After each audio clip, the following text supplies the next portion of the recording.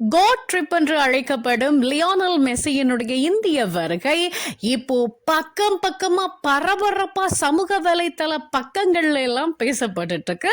14 வருஷம் கழிச்சு இந்தியாவுக்கு வருகை தந்திருக்கிறார் லியோனல் மெஸ்ஸி.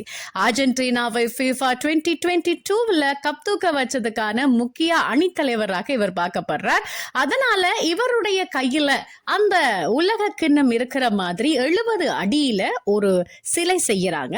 அதை லேக் டவுன் கொல்கத்தாவில் ஸ்ரீபூமி விளையாட்டுக் கழகம் நிறுவி அதை அவரே திறந்து வைக்கணும் என்ற ஒரு பிரயாசையில 3 நாள் ட்ரிப்பா அவரை கூட்டிட்டு வந்திருக்காங்க. முதல் நாள் இன்றைக்கு அவர் காணொளி மூலமாக அதை திறந்து வைத்த பிறகு அவர் ஒரு கிரவுண்டுக்கு போறார். அந்த கிரவுண்டுல கிட்டத்தட்ட 78,000க்கு மேற்பட்ட ரசிகர்கள் கரகோஷங்கள், உற்சாகங்கள், விசில் அடிச்சு அவரை வரவேற்று மகிழ்ந்தாங்க.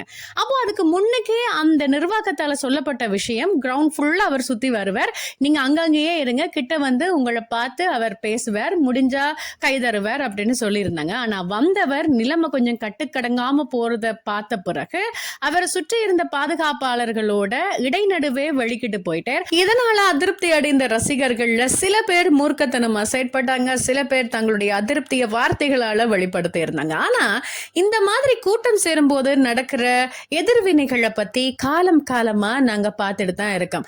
RCBயினுடைய கூட்டமா இருக்கலாம், விஜயினுடைய தாவேகா கூட்டமா இருக்கலாம், உயிர் பலி நேர்ந்ததையும் கண்டோம்.